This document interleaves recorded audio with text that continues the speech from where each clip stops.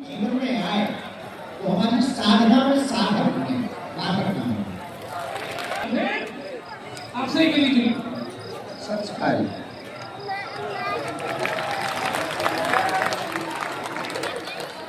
महाराज जी, ये आपका जनता दरबार है। तो जनता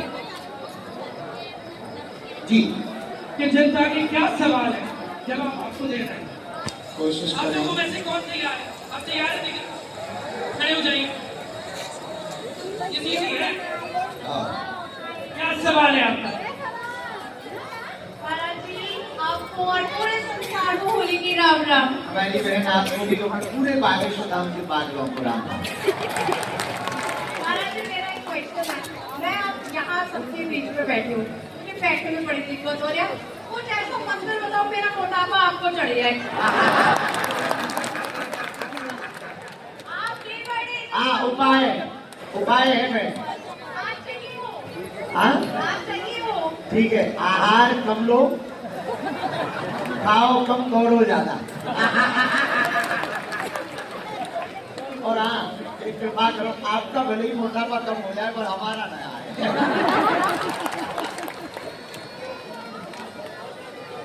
जी। आप इतने कमजोर हो रहे हो, सब लोग परेशान हैं आपको देख के। हाँ, नींद पूरी नहीं हो पा रही है। यहाँ तक कि अमृत के ऐसे काम में कुछ विचारों में इतने हो गए कि हम अपने आप को निकाल नहीं पा रहे हैं। कोशिश कर रहे हैं कि अब कुछ दिनों से नींद पूरी है। हाँ, नींद पूरी हो जाएगी तो ठीक हो जाएगा।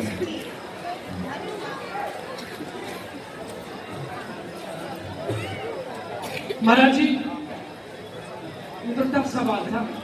बड़ा अच्छा है। मोटापा बड़ी समस्या है, पर मैं और आप तो मैनेज कर रहे हैं। पर नहीं, वो होता है आपके अंदर जरूर हो। एक हमारा मंदिर में सेवादार है, बहुत प्यारा बच्चा है और शायद उमाकांत नाम है मंदिर के पुजारी जी का। क्या नाम? उमाकांत नाम है। हमने एक दिन आगे अभी और उस बच्चे ने 5 महीने में 18 केजी वजन कम किया। 18 किलो 5 महीने में, सोच नहीं सकते। किसी दवा के का उपयोग नहीं किया, उसने सिर्फ 2 काम किए। आहार कंट्रोल किया, आहार में फलाहार और फुलाहार में अल्पाहार। इस दुनिया में जितने भी लोग मरे वो ज्यादा खा के मरे, कम खा के कोई नहीं। 30 सेकंड के लिए रोक लो।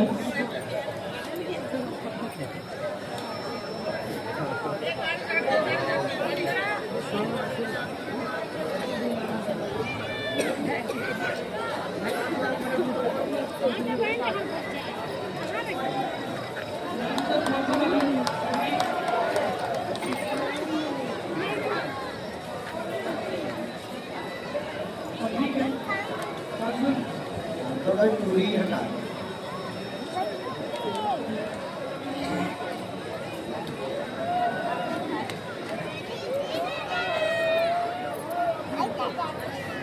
रेडी?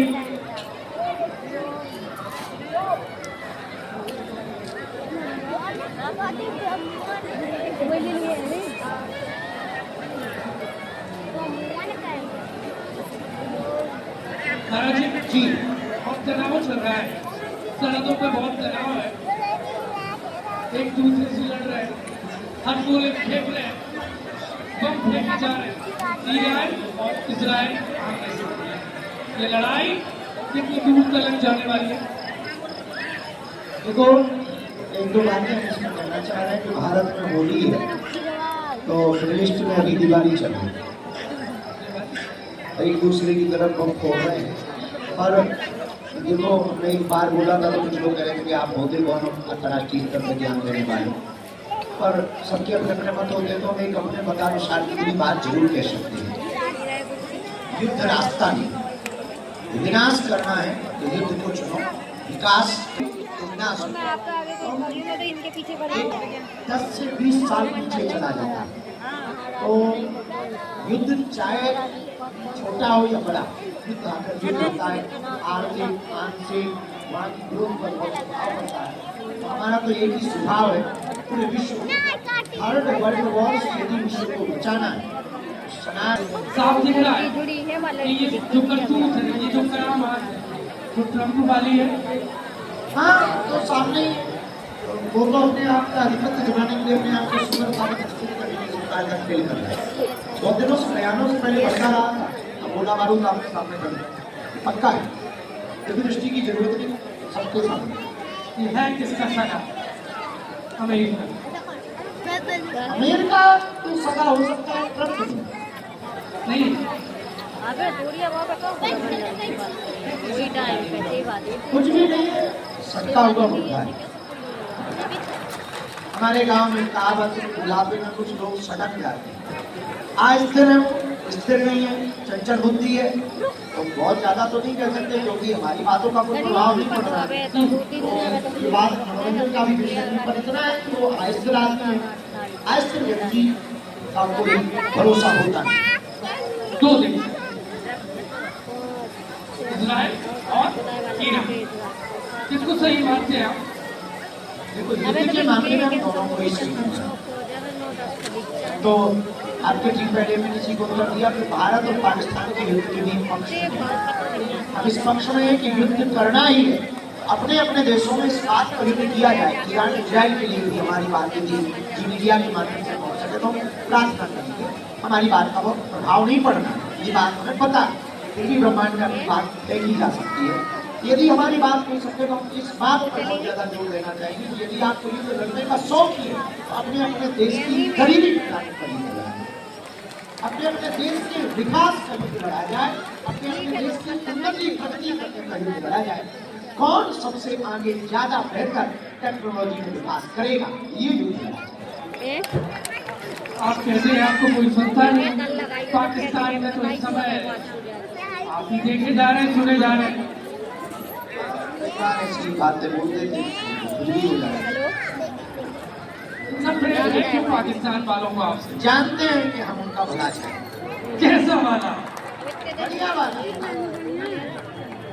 सुना दीजिए, आज देख रहे होंगे, सुन रहे होंगे। हाँ, बढ़िया है, अच्छा है। सुना दीजिए, आप हमारे पास कौन सी वाली? पैदल यात्रा वाली या रथ यात्रा वाली? सनातन वाली। पैदल यात्रा करते करते आप रथ यात्रा पे आ गए, एक से काम नहीं बना था क्या? नहीं, ये तो अभी ट्रेलर पिक्चर बाकी है। कौन सी पिक्चर बनाने जा रहे हैं? युद्ध की जरूरत क्या है? बहुत ज्यादा जरूरत क्या बता दीजिए। एकता की जरूरत है, जागृति की जरूरत है, अशिक्षा, अंधविश्वास, आर्थिक तंगी से हिंदुओं को ऊपर उठाकर विश्वास में, आर्थिक उन्नति में और श्रद्धा में उनको हमें पहुंचाना है। यही हमारा सपना है। राम प्रेम और राष्ट्र प्रेम दोनों हिंदुओं के हृदय में जगाना है, ये हमारा सपना है। जय श्री राम। बहुत सारे नेताओं का निशानी पर आ जाते हैं, उनकी नींद गायब हो जाती है कि महाराज जी का ठेका ले निजी लिया। बीमारी है, हम किसी की विरोधी नहीं। जात पात मिटा के दम लेंगे। जात पात मिटाने के पीछे नहीं हम पड़े, जातिगत अभिमान मिटा के दम लेंगे। जात पात मिटाना बहुत बड़ी बात है। जात पात मिटाने का मतलब कागजों से नाम हटाना, बड़े लफड़े। जातीय लोगों का जो अभिमान है कि हम पिछड़ा है, हम अंगड़ा है, ये भाव मिटाना चाहते। हम भारतीय हैं, भारत हमारा है, हम हिंदू हैं, सनातन हमारा है, ये बात जगाने के लिए।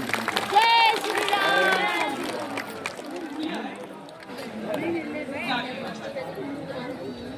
सीताराम गुरुजी। सीताराम। मैं ऋषिका कटनी से हूँ। सबसे पहले तो आपका आशीर्वाद चाहिए। खुश रहो, जुग जुग जियो। मैं हमेशा आपके साथ रहती हूँ। आप जो भी कमेंट देते हैं मीडिया पे, न्यूज़ पे, मैं उसको लेकर पॉजिटिव रहती हूँ।